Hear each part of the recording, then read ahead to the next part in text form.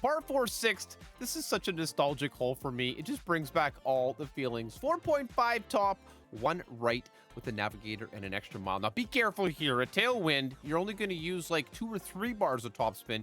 You don't want to put yourself in that bunker out there in over yonder. Now, fancy players could play this one all the way to the green if you've got the big fancy ball and the big club. But the average player, this is going to be a safe, smart spot to play. 10% max on the drive. I'm giving it just kind of like circle drop overpower here just to compensate for that headwind a little bit. Do hit perfect. This is a skinny little spot here. Whew. And as you can see, there's a few challenges if you have yourself a great ball. Now, that's quite a bit uphill, as you can see. We're going to play the second shot, negative 10% mid-distance with the thorn, and I will be using my traditional 2 bars of backspin here. I just have a better way of estimating with the low-level ball guides here with that amount of backspin, depending on the setup. Again, into this kind of nasty cross headwind, but that doesn't stop me. We charge in full steam ahead, and I'm looking forward to this course. You know, the more we play through here, the more it reminds me that, yeah, Juniper Point, it's a classic. It's got the vibes. And again, there's going to be a lot of opportunities for drops. So I think that's going to be fun. The last course was quite challenging. I think this will be challenging. It's going to offer us some beautiful opportunities as well. Hole number 2, this is our first revamped of the par 3s. I'm not a big fan of this new hole position. I'm playing here basically with 1 bar of right spin, and depending on the situation, you might actually need to use a little bit of backspin here. And I'm just going directly at it. This is kind of the least advantageous position when you're pulling down into the bunker here. However, you know, this front tee wind, it isn't quite as impactful as it might be at a higher level. So because of that, here with the backbone, I'm going to pull 1-to-1 plus 0.5 rings. So a wind there of 3.0. I'll pull 4.5 rings, and this seems to be a pretty darn good adjustment to kind of work with as a baseline. It's been getting me quite close. That big fancy funnel behind the hole might be nice there in the higher divisions, but here with the low-level ball guides, this one's going to get us very close almost every single time. Hole number 3, the first par 5, we're going right down the middle. You can get a little gap here between the trees, just over that dark bush. 4.5 top. I want to have 2 bars of right spin, so that we can put ourselves in a good position for the second shot here. Now, just mind the arc of the ball flight. You might need to just pull back a couple of yards just to make sure this one flows through there nicely. But even with it clipping the branches, you can see there, this shot actually works out pretty darn well. So 10% max here. I've got the Titan, so we've got the reach on the second shot. With a perfect tailwind like this, you could probably get away with a lower power ball, but I'm not having any problems personally with playing a power 3 ball here on a par 5. So second shot, once again, with the backbone, and I like to play this one, again, 1-to-1. So if the wind here, for example, is 3.5, we're going to pull 3.5 rings. I'm going to play 2 back, 2 left spin. That left spin particularly just to stay away from that tree, to get my ball guide away from the branches. And again, low level clubs here is difficult to see precisely where the ball guide is going. So you have to use your skills of estimation and, you know, do the best you can. Now, there we go. There's our clean pull. Nonetheless, do want to hit perfect. Give yourself the best chance possible. I think this is going to be a fun revamp of Juniper Point, though. Rodeo Range, interesting name for the tournament, but I've been to the Canadian Finals Rodeo before. Beautiful event. I'll see you on hole number 4. Hole number 4, this part 3, we're going to get a little spicy. I like to play here with the Viper and the Navigator. 0.5 bars of backspin, 1 bar of left spin. I got that green ring just touching the edge of the rough, that ball guide running up towards the hole. Why aren't you playing the Sniper, Matt? Oh, that's because I don't have one on this account. So we're going to go here with that Viper. Now, the adjustment I've been finding working very, very well. 0% mid here. And it's just going to depend on the angle of the wind that we get in the tournament. So keep that in mind. These are general guidelines that apply to, you know, general circumstances. So tiny bit over adjusted or the wrong pull angle. We'll check out hole number 5. Hole number 5. Now this par 5, I'm sticking with the power 3 ball. I'm going to play on the left-hand side. You can see you could definitely play on the right side here.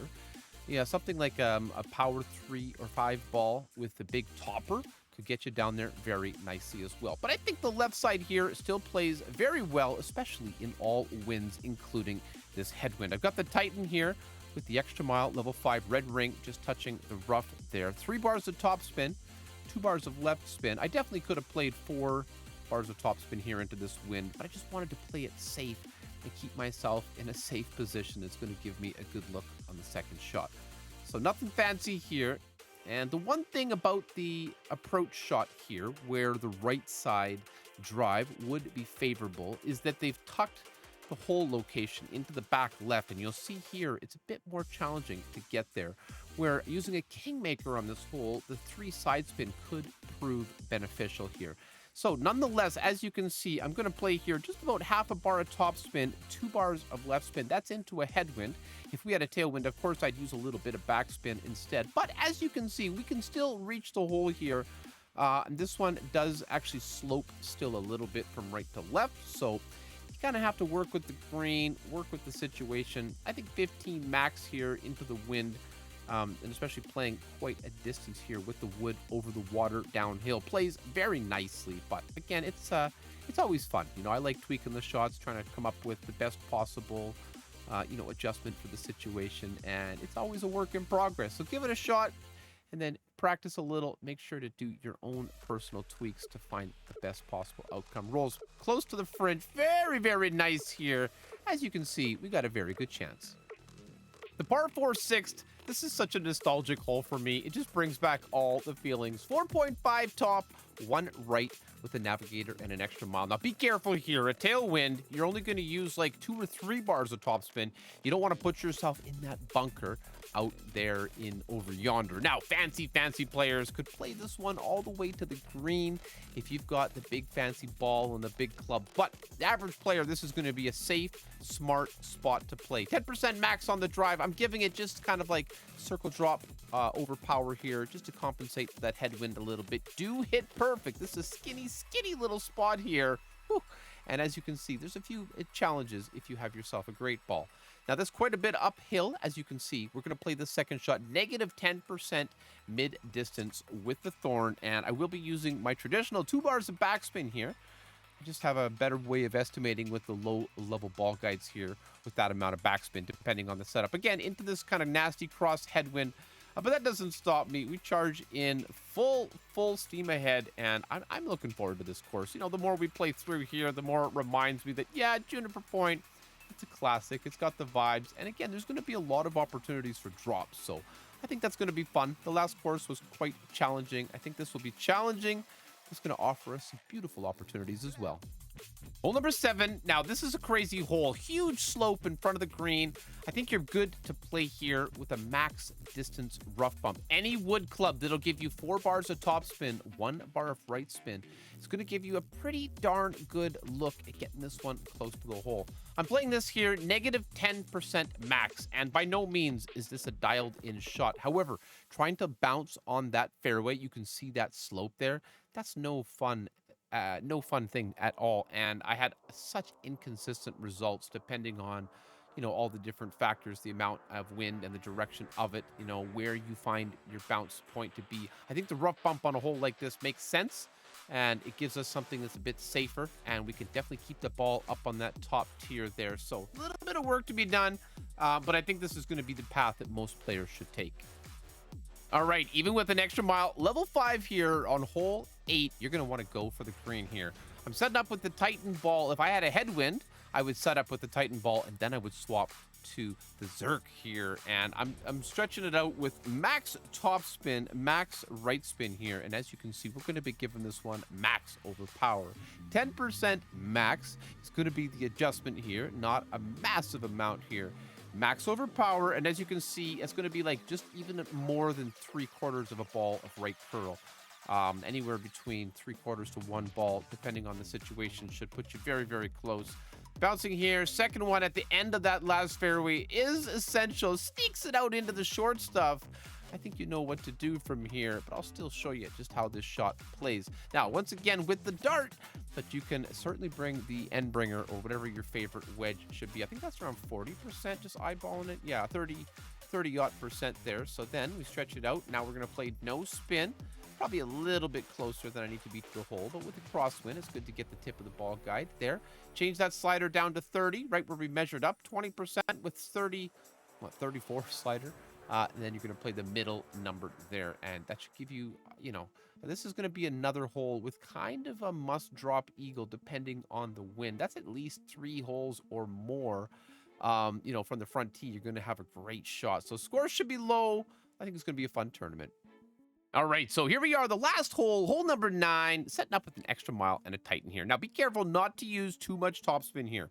3 top, 2 left, and I'm just moving back from max just slightly so that I've got room to make a little bit of a 10% max adjustment here.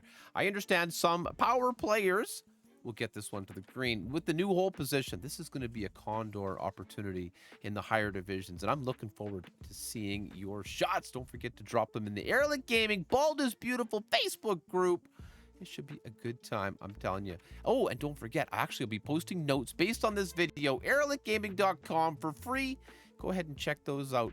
Second shot here, playing it from the min distance with my Viper. As you can see, stretching out min line. You could play max here if you've got a tailwind of a long iron. So just about 4 bars of backspin here puts us in a very decent position. I think I'm actually going to give it, yeah, a bar of right spin here just to get that ball guide to settle down and act the way we'd like it to. So there we go. That'll look much, much nicer. Now, I'm playing this at 15 min. 10% seemed to be a little bit too little in my other attempts here. This was the best look that I had at it.